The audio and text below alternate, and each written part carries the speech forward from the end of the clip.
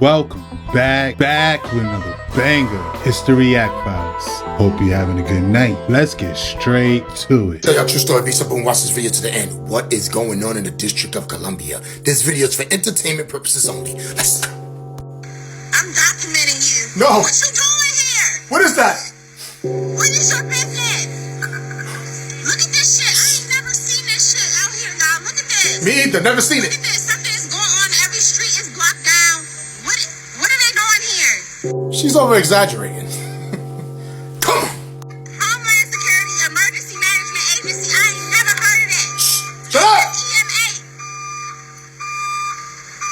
And he's stuck. They about to let somebody off the back. Y'all, if this don't look like a purge trap, I don't know what the fuck is motherfuckers in there. Shut up. Stop playing with me, son. This video is for entertainment purposes only. That lady don't know what she was talking about. She was exaggerating. Those were just black trucks driving around. Shut up. You see what's going on out here, guys? Get ready. Stop playing with me, son. It's not a game out here, guys, and I don't know what's going on. I'm trying to figure it out. Because apparently, to me, it looks like it's just trucks driving around, stopping at every corner. Stop playing with me, son. It's not a game out here, guys, and that lady was acting up. She was screaming too much. Over-exaggerating. All it was a truck with lights. Nothing to see here. Stop playing with me, son. It's not a game out here, guys, and you know what's next. Matter of fact, I don't know what's next. None of us knows what's next. Every day is something new. Don't you say it. Stop playing with me, son. It's not a game out here, guys, and you better watch out for District of Columbia. Nah, I'm just playing, guys. I'm on my way there right now. But I tell you one thing. If I'm ever out there and I see black trucks with red and blue lights, I'm going to go the opposite way. Yo, what was that? Shout out to True Story 718. Yo, I do the same thing. I'm going the other way. I wonder how recent that was. That's kind of crazy, though. Giving me them Resident Evil vibes. This is the U.S. Navy's new weapon. The U.S. Navy has released stunning images showing its incredible new drone-destroying laser weapon in action for the first time. The Helios system blasts more than 60 kilowatts of directed energy, enough to power up to 60 homes at the speed of light, and can hit targets up to 5 miles away. It is designed to counter a range of threats, including drones, small boats, and potentially incoming missiles. Helios was also designed to disrupt the intelligence and reconnaissance sensors on enemy vessels. The testing comes as threats against America's warships are growing as foreign nations stock their arsenals with drones and anti-ship missiles. Did you guys hear about that plane crash that happened in Kazakhstan? This by far is probably one of the worst plane crash that we had this year, y'all. As you can see, he's trying to get it in focus. He loses it, but check this out. This is crazy.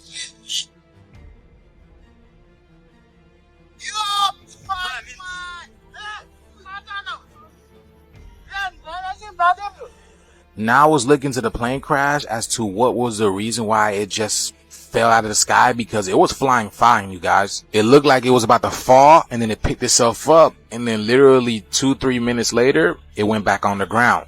They said Azerbaijan believes the plane was shot down by Russian air defense. So I don't know, man. There might be a full-on scale war going on out there between these people. And there was another plane incident in Lagos. Check this out. So this plane had to turn back around because, I don't know, y'all, it seemed like these people hit some type of portal and it disrupted like the whole plane. It disrupted the whole plane and it caused the plane to go up in a frenzy, as you can see over here. People said they went up and they went back down abruptly, which caused everything to just fall on the ground. That's crazy, y'all. I was about to take a trip. Looks like I'm staying home. I'm not going anywhere. I've been talking about these planes for a couple of years now. I told y'all that the poles are flipping. The ley lines are flipping. And if you guys aren't aware of how planes fly, I suggest you go look it up. And I'm going to give you a hint. It's not using propellers and fuel. See, there's a reason why they call planes birds. Now think about how birds fly. What do they use? And then think about why they call planes birds. Yeah, it's not fuel and propellers, because if that was the case, this wouldn't be happening. But let me know what you guys think about this video. Like, follow, and share for more videos like this. Let's continue to get this shift, y'all. It's here. Peace in. My condolences to the families of them victims in that crash. That was crazy. Shout out to Conscious Juice. I'm with Juice on this one. No planes for me anytime soon.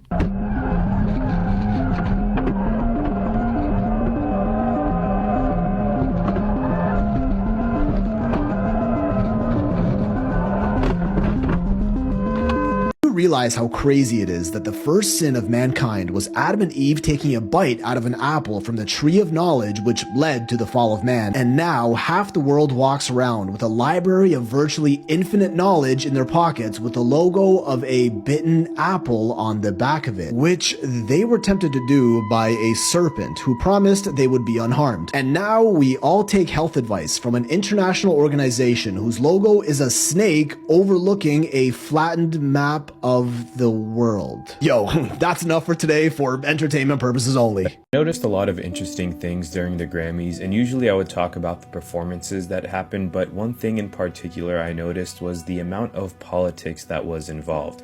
There were quite a few comments about the trans LGBTQ community and also immigration. Starting with Chappelle Round and Lady Gaga, they both uplifted the trans community in their speeches. Lady Gaga accepted her speech, stating that trans people are not indivisible, in which she received a standing ovation for, and a special video from Don Moon saying how good her speech was. Alicia Keys then stated that DEI is not a threat, it is a gift, and then when she said, "I want to thank the Most High," she did this hand symbolism. When it comes to immigration, Shakira started her speech off saying, "I want to dedicate this to my immigrant brothers and sisters.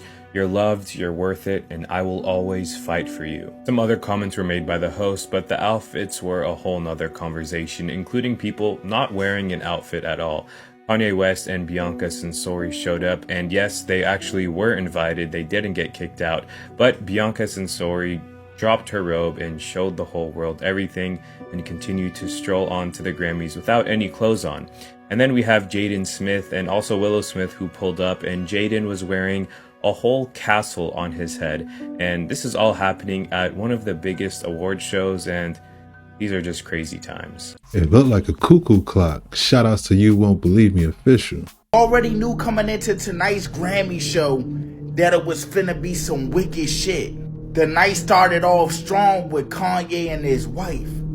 Then you had Lady Gaga with her music video, Abracadabra, where on one scene she's brandishing a cross in all white, and then another scene she got on all red. I don't know what that means, but that shit looked demonic as fuck. And I already knew about Alicia Keys, but she the one that popped off the symbolism, as y'all can see by her hand, y'all. And watch this video. Watch what she say before she does that signal. Tonight is a beautiful, powerful thing that we are cultivating. So, collective, to everyone who has ever been touched by the music and the message, Clive Davis, Anna and AKW, Dez and my brother Jay-Z, Team Rock, Adam Blackstone, Hell's Kitchen, the Most High. She said to Hell's Kitchen, and then to the Most High, and she throws up that. Can't make this up, y'all. Y'all let me know down below in the comments. Am I tripping? Is there any reason why Army helicopters would be flying above that 200-foot line as it appears in this case? Yeah, so I think it's important for us to not speculate, because there are all kinds of reasons that you could deviate from an altitude. You know, something as simple as a flock of birds is in front of you, or you may deviate if you see something that's an obstacle or other threat to your flight. And so I would wait and caution everybody, let's just wait until the NTSB investigation. I know we all want answers. We want to know also. But all that should come out, and we should have a better picture once the cockpit data recorders and that are analyzed. This is the pilot. So you're telling me 4 weeks ago she's side by side with the president giving Medal of Freedoms, and then she's flying a Black Hawk helicopter 200 feet above and crashes into another plane. Investigate. Melania Trump's new White House portrait for looking more like a guest in The Apprentice, they wrote, or a freelance magician than a first... A magician, you don't say. I guess it's just a coincidence that her portrait over here looks exactly like the Seal of Solomon. For those who do not know, this is the Great Seal of Solomon, which of course goes back to esoteric occult knowledge. So now, as you saw with that photo, the double triangle of Solomon is represented by the ancients of the Kabbalah. I'm sure this right here is just a coincidence, how Ivanka Trump was caught wearing the red string of Kabbalah. And for those who do not know the red string Kabbalah, you can see this right here, how wearing a thin scarlet or crimson string is a type of talisman. And this is a Jewish folk custom which is practiced as a way to ward off misfortune which is brought about by the evil eye. And as we can see right here, this tradition is associated with the Kabbalah. And for those who do not know what the Kabbalah is, it is a form of Jewish mysticism that adds spiritual depth to Jewish practice, knowledge, and text. And as we can see down here, it is all about esoteric knowledge. And that's what you are seeing right here with this esoteric symbolism, where we can see this Seal of Solomon is all about the duality, the God of light and the God of reflections, mercy and vengeance, the white Jehovah and the black Jehovah, the as above, so below. And of course, this esoteric symbolism would not be complete without the obelisk behind her. You know, the same obelisk that likes to reflect off the water in Washington, D.C. that gives the as above, so below symbolism. That is exactly 555 feet tall, which happens to be 6,660 inches tall. And how we also know that the obelisk has been associated with the occult. And as we can see in ancient Egypt, the obelisk was a symbol of the phallus, or more specifically, the phallus of Osiris. And of course, her photo is done in black and white, once again symbolizing the duality. And it's also seen in Freemasonry with their checkered board floors. And of course, she had to wear her black and white Saturn hat at the inauguration, which was performed right here, underneath the apotheosis of Washington, which is all about ascending and becoming a god. And of course, George Washington here is giving the as above, so below symbolism, which they are very blatant with showing off. But this should not be a surprise to anybody because he was a Freemason first, and then the first president of the United States. Now, That's some real interesting stuff right there. Shout out to Shep for the King. 6,660 inches. Very interesting. I definitely feel there was a message in that picture. There was definitely some symbolism in that photo. Symbols are powerful. Did you know that? Especially to the occultists, symbols are very powerful. And that's what I want to talk to you about today. I want to talk to you about words and symbols. I want to talk to you about dates and all kinds of mysterious things like that. I want to qualify some of this in a moment. This is something for which I've been interviewed by U.S. congressmen, including Congressman Bob Ney, by U.S. senators, including U.S. Senator Rod Grams, by the History Channel, by dozens of radio and television shows, and even by members of the 33rd Degree Free Council themselves, and they have not refuted one time. I also believe that these forces can be powerful. Do you believe that we war against occultic forces? And do you believe that they also sometimes can be powerful? They can be persuasive.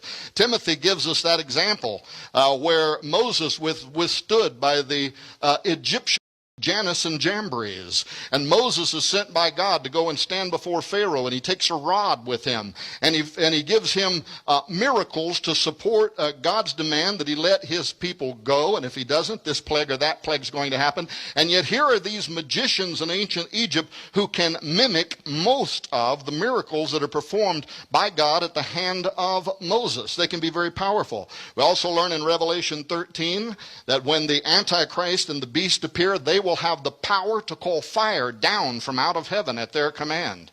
Occultic forces are in the world. They can be very powerful. And here is the mystery.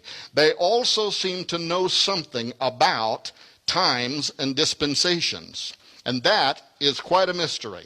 The example I give there is where Jesus went into the valley of Gadara.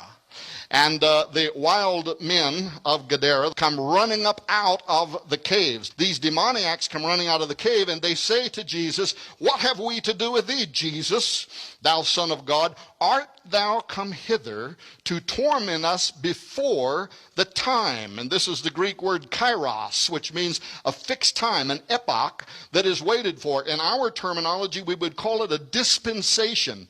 And for you pastors and preachers that are here, there is a fantastic sermon here waiting for you to preach it, because number one, they know something about times and dispensations. Secondly, they knew that that time had not yet arrived. But thirdly, they know when it does arrive, guess what? The king King of Kings and the Lord of Glory is going to judge the dead and the living. He is the one that has the power. I could tell you a story of a demoniac that I don't have time to tell. It was the only case when I worked with a team of exorcists some decades ago, but it was the only case in which I ever saw actual laws of physics being broken, things that I simply could not understand. A young man running towards us and leapt through the air and hit an invisible wall, literally just slammed into something and hit the ground. But this was the cool part. The minute that happened, there were 40-some people who were standing there. Every single one of them fell to their knees and raised their hands. You know why? Because for the first time in their life, they saw undeniable proof that there is a God in heaven, and seated at his right hand is a man by the name of Jesus Christ, and every principality and power must bow before his authority. These powers know something about times and dispensations. All right, because of those points, they're in the world, they're powerful, they can be persuasive. They are warring to control what decisions that are made by pharaohs, by presidents. Egypt's Pharaoh is our president. They are warring for their mind. They want to control them. They want to take them somewhere. They want to take them, obviously, in a direction opposite of what God would have, either that executive level or even the people of that nation follow. And slowly, the process of gradualism, the drip, drip, drip, where over a slow period of time, we are taking away from preaching the Bible, Pastor Hoggard, that fantastic point you made last night. When you change the DNA, you change the body. And the body in this nation has been changed. The church is dying. We are no longer reaching 25-year-olds and younger have had their worldviews more shaped by Star Wars movies and George Lucas and Hollywood than they have by the church. And so they're persuasive, and that's what they're out to do. They're out to persuade a generation, but of what? And here is a great mystery. I was doing research on something else, and I came across this book. The book of the Kumeyael, the council book of the Yucatec Maya. This interested me because the Yucatec Maya had converted to Christianity following the Spanish invasion. And they still technically refer to their prophet as the Chilambalam, but the Chilambalam had converted to Christianity. And the Chilambalam started developing ideas around the Christian final judgment. And he came to believe that the prophets of his culture, who were forecasting a future in which their God would return, was a false setup for the Christ of Christianity and his appearing, and that something was going to precede it. In our theology, we would understand that entirely, wouldn't we? The coming of the Antichrist, a time of great deception. So I came across, this was academic research. The professor here, Richard Luxton, as far as I know, isn't a Christian. He had made himself a friend of the Yucatec Maya, and he was hoping that they would allow him to interpret some of their ancient books into the English language. And so he was doing academic research with the Yucatec Maya. The Maya had written this 500 years ago, and it contains prophecies concerning the future. So I started reading this. Make a long story short, I thought I found something. I thought I found something nobody had ever found before. And I'm not one of these guys, like in the New Testament where they're always running around trying to find some new thing. That's not me. But I thought I came across something, and it was connected to the year 1776, the year 2012. And more importantly, in my mind, it was connected to the founding of this country and the Great Seal of the United States, and a prophecy held by the Freemasons in which they believe that their God is going to return at a future moment in time. That grabbed my interest. But before I said anything about it, I thought, I have stumbled into some deep occult work here. And these guys are scheming something. And whether I believe it or not, they believe it. And because they believe it, it can affect the course of our nation. It can affect the course of law. When you get up among the elite, the power behind the power. The president stands up and gives a State of the Union address, but it's written by somebody else. And there are people behind him that are fashioning his words, like George Bush standing up and twice in his State of the Union referring to the angel in the whirlwind. But because we hold beliefs beyond ourselves, when this spirit of citizenship is missing, no government program can replace it. When this spirit is present, do you not think an angel rides in the whirlwind and directs this storm? The story goes on, and an angel still rides in the whirlwind and directs this storm.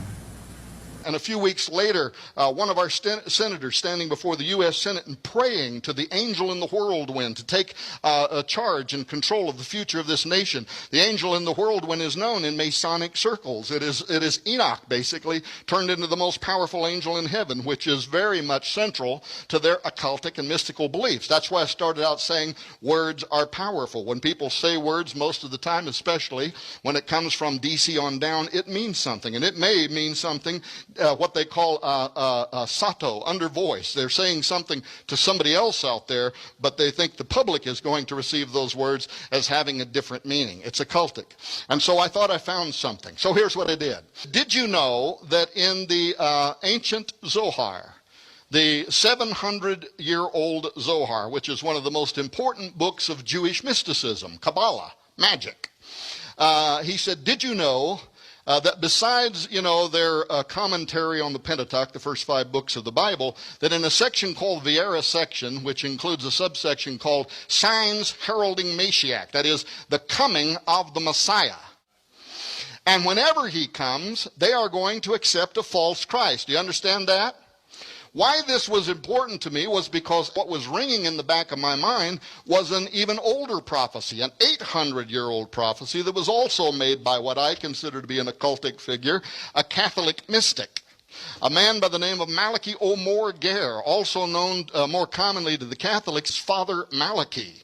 And Father Malachi, 800 years ago, went to Rome to provide an update on his diocese to the Pope. And while he was there, something seized him, according to the story. Something came on him, and he began to write down what is now famously known as the Prophecy of the Popes, in which he listed every pope that would ever exist from the first to the last, beginning at Celestine II to what he called Petrus Romanus, Peter the Roman. But look at what he said about Peter the Roman. He'll arrive during a time of tribulation, and then the city of 7 hills will be destroyed, and the terrible judge will judge his people. So an 800-year-old Catholic saying almost exactly the same thing as 700-year-old Jewish mystics. They were prophesying the coming of their Messiah, who in our mind is the Antichrist. This guy is prophesying the last pope, the 112th pope. Well, guess what? Benedict XVI is the 111th pope.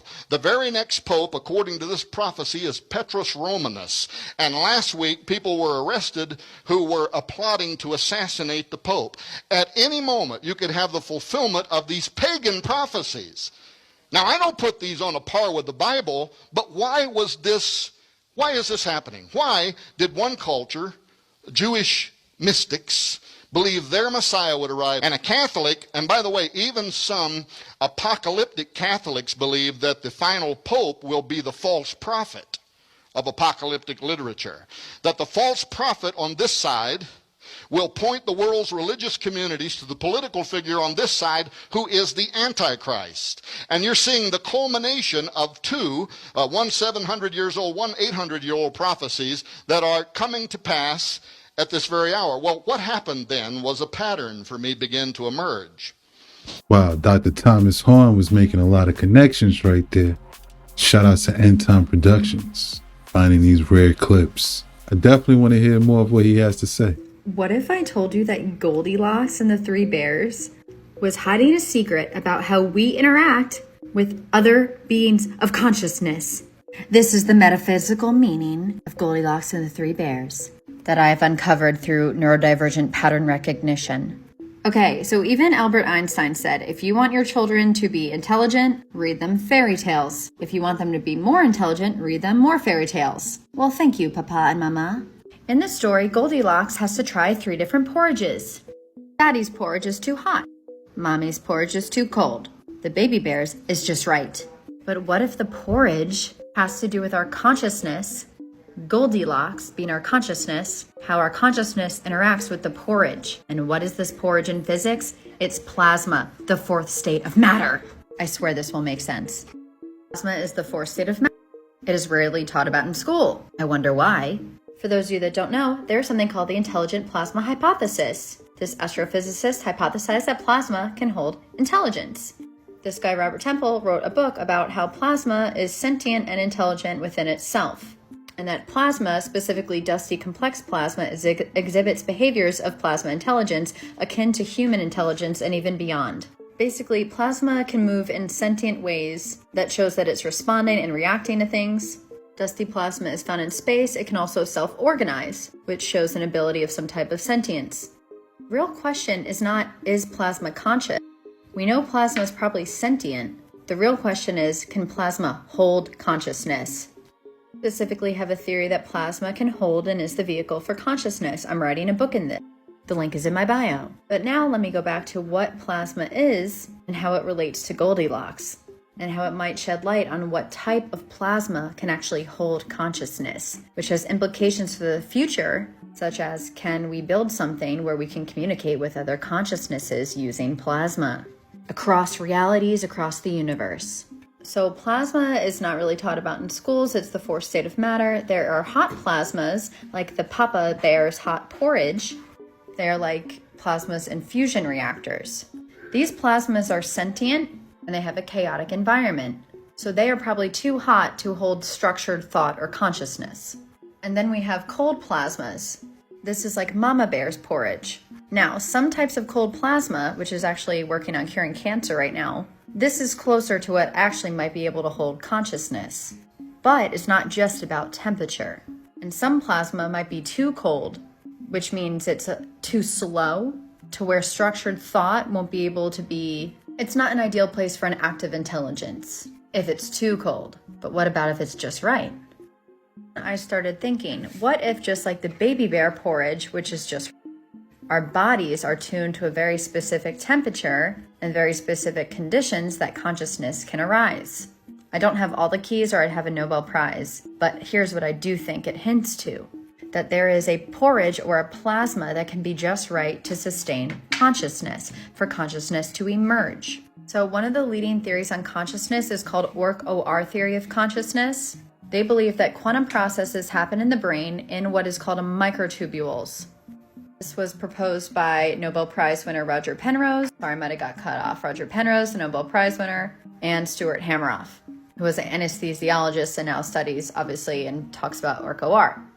In the microtubule, there's something called a tubulin.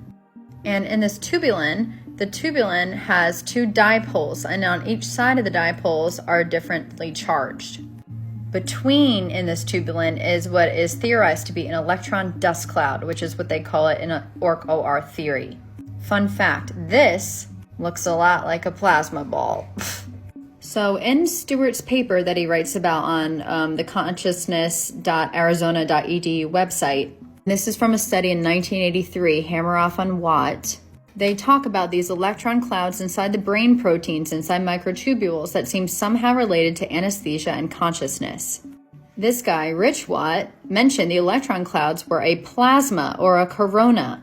They called them corona discharges. A corona discharge is, in fact, a type of plasma. This is going on in the brain. I am theorizing that consciousness is arising, this is my opinion, because of the plasma in the microtubule. This is what, to me, proves their theory and makes it true. And I would call this plasma in the microtubule the Goldilocks zone, or what is called an intermediate plasma. It is not just about temperature. Whatever is happening in this tubulin, in this electron dust cloud within this plasma, is just the right temperature and just the right stability to sustain conscious thought, consciousness. The dusty complex plasma that Robert Temple spoke about, that he said it was intelligent, this is also a close thing, or also an intermediate plasma. The question is, what about it in our brains and our microtubules as humans makes us be able to sustain consciousness besides the perfect type of plasma? Those of you people who are science nerds, plasma-like behavior happens after a remarkably small fraction of the gas has undergone ionization. Remember, plasma is known as an ionized gas in science. An intermediate plasma, sorry, I got cut off. I don't know where I was, but basically this intermediate plasma would be partially ionized. A fraction of it is ionized, just like in the microtubule, where I believe it is partially ionized plasma or this corona discharge.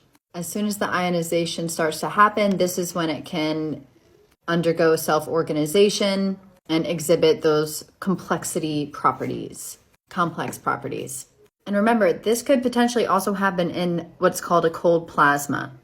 Anyways, I know this was very complex. I hope this made sense. Basically, through this Goldilocks analogy, my brain came up with the fact that possibly consciousness has to do with temperature. It has to do with depending on temperature. And if we could just figure out the right Goldilocks zone of plasma and what else there needs to be for consciousness to arise, where humans are the perfect model of that, we maybe, just maybe, will be able to harness plasma to communicate with other consciousnesses, like an interdimensional plasma telephone. And I think that Goldilocks hints at this with her porridge and the baby bear. Also, fun fact, bears are a sign of the divine feminine. That is the same as plasma. Plasma has to do with the surrendering, being in the receptive mode, where consciousness is more divine masculine and action. I think that this was subconsciously chosen, obviously, for a reason. And the divine feminine porridge is plasma. Last thing about plasma coherence is something that usually cannot happen in a hot plasma. There's something called quantum decoherence, which is why hot plasma would not be a good container for consciousness, because there is what is called thermal noise, which would make the coherence needed for consciousness almost impossible. In a cold plasma, or what I call an intermediate plasma, quantum coherence is possible. The particles can maintain their quantum wave-like properties, allowing them to exist in states of superposition and exhibit interference patterns, which is a key characteristic of quantum mechanics. Basically, we could definitely use it as an interdimensional telephone. This would explain why the sun is definitely not conscious, as people think it might be, but how it is sentient. It is an amplifier. Just like using fires and rituals, just like how people prayed to the sun gods, maybe there is something to plasma and hot plasma and amplifying consciousness, and it being sentient, much like how a wildfire would respond to its environment, but it does not actively think it's burning or knows it's burning. There is a sentience with plasma, and maybe the ancient people knew that when they would pray to the sun. Or maybe, just maybe, some kind of consciousness used the sun as a vehicle, maybe through using radiation as the vehicle. So the sun would be a vessel, the radiation would be a vehicle. And maybe there are some higher conscious beings that have tried to communicate with us through fire in a way where we can't really maintain thought, but maybe we could still feel feeling, because plasma and sentience have to do with feeling. So maybe these cultures were feeling the vibes of plasma and the sun. It makes sense to me. This was probably the most complicated video I've ever done, but I feel like you'll put some things together. And I would love to know your thoughts on how the Goldilocks thing, the Goldilocks story, how it ties in with plasma and maybe ways I didn't think of, or consciousness. With that, I say goodbye. And if you're more interested in plasma intelligence, you can sign up for the link in my bio for my book, A New Force, which will be out in a few months, all about plasma and consciousness, and how you can harness plasma with your consciousness to live a much cooler life and a more deep experience here on Earth. I also have really cool plasma sweatshirts. Bye! I definitely want to read that book. Shout out to Dana Kipple. It's definitely something interesting to think about. We've been talking about how the sun is sentient. As she mentions, doesn't mean it's conscious. I like her analogy with fire. Even though it's taking over its environment, it doesn't consider itself burning. Really cool. Let me ask you this. Who would you call if you had an interdimensional telephone? It's a very exciting event. We're going to have a sovereign wealth fund, which we've never had. We have a lot of things that create wealth, and you've seen that over the last 2 weeks. I think we've created more wealth. Other people have created de-wealth, the people, my predecessors. We're creating a lot of wealth. We're going to stand this thing up within the next 12 months. We're going to monetize the asset side of the U.S. balance sheet for the American people. We're going to put the assets to work. And I think it's going to be very exciting. Okay, more good news and more proof that we're moving into a technologically advanced world where the people hold the power. Let me break it down to you, and also follow me, because as this shift keeps growing, there's going to be a lot of confusion, a lot of vagueness, but if you know Web3 and the new technology that's coming, you can see exactly what Trump's doing. Trump is setting the foundation for an AI-driven, fast, technologically advanced, all over, moving very fast without sketchy middlemen in the way, with the people in power and the people holding a lot of wealth. In the video where Trump says he's going to create a sovereign wealth fund, a man says that we're going to monetize assets for the American people. What did you say that meant? The U.S. government will take national assets like technology, AI, and resources and turn them into revenue-generating investments. Instead of private corporations or foreign investors controlling profits, the wealth generated from these assets will be redirected back into the country. It's a shift toward decentralizing economic power. Rather than relying on banks or taxes, they are using real national assets to fund America. This could mean new financial systems where Americans benefit directly from the country's wealth. Why this is a big deal. This is not how the U.S. has traditionally operated. It could reduce dependence on debt, banks, and foreign investors. It's part of a larger move toward an AI-driven, tech-powered financial system. Whether they admit it or not, this is a step toward decentralization. They're building a new financial system in real time. And wouldn't you believe that TikTok may be one of the firsts in this sovereign wealth fund that he's talking about? And as an example, TikTok, we're going to be doing something perhaps with TikTok, and perhaps not. If we make the right deal, we'll do it. Otherwise, we won't. But I have the right to do that, and we might put that in the sovereign wealth fund, whatever we make, or if we do a partnership with very wealthy people, a lot of options. So to keep it simple, the way that we fund our country is through taxes.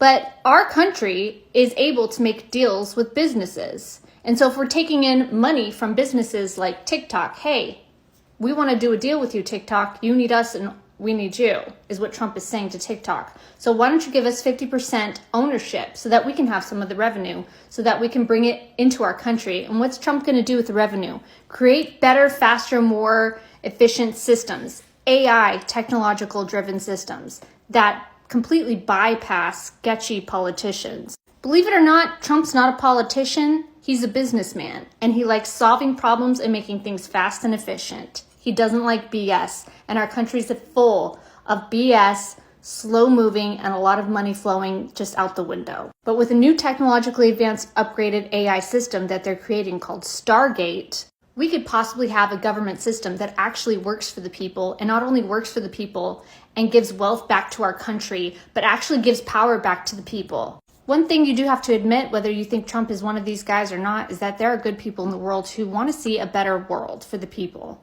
They're fighting to create better systems and return power to the people. He said several times, I'm returning power back to you. And he also said every day is going to be like Christmas. And so far, this year's turning out that way. Also, good people of the world see the brilliance of AI, because AI is a logical system, not a human being who wants to stuff their pockets with money and is susceptible to corruption. With AI underneath our government can be so fast and efficient. Medical advancements are also coming. This is just the beginning of everything, of a new technologically advanced government and a new technologically advanced world where the people are abundant, free, and empowered. At this point, anything's better than what it is right now. Shout out to Crystal, that channel 2.0. A wealth fund. Very interesting. Definitely want to keep my eye on that. Continue to do more research. Trump and this yellow family have something in common, and that is that they both just predicted the same exact thing. This is not a coincidence. Listen to these clips. Great blackout. We have no power and no prospects of getting it. What is it? What is it? We'll never know! Don't worry, kids. The government will help. The government cannot help itself, let alone you. And the big problem is we need double the energy we currently have in the United States. Can you imagine? You don't have to hook into the grid, which is old and, could be taken out. If it's taken out, they wouldn't have any way to get any electricity. They've been dangling a blackout in our faces for years, even putting it on the biggest stages. Large blackout affecting the entire or a large portion of the United States. Imagine what that's like. You walk outside, you turn on your phone, there's no signal. You turn on the faucet, no water. Within 3 to 5 days, the food is gone from the grocery stores. We are terrible at listening to warnings about disaster. And now this guy just uncovered what the most powerful resource will be when this all goes down. Electricity is more important than anything after air. it's even more important than water, because if you don't have electricity, you're not going to have water. And human beings need water. They will die after 3 days of not having water. Clean water will be the most valuable resource when the grid goes down because most people will not have a safe way to get it. That is exactly why every single person in my family has one of these. These emergency water straws will filter just about any body of water and turn it into clean drinking water. The average person drinks 183 gallons of water per year. These will filter up to 1,800 gallons, meaning they will last you a lifetime. And this is something that I strongly believe that every single member of your family should have one. Practical Survival makes the highest quality straws on the market, and they're US vet owned. I got a 5-pack here on their TikTok store because it was a lot cheaper than other websites, but they've already sold out once this month, so if you're able to click the orange cart somewhere down here, they might still have some left. Yeah, I definitely want one of those, for sure. Shout out to Sav Sizzy. Yo, she make a great point.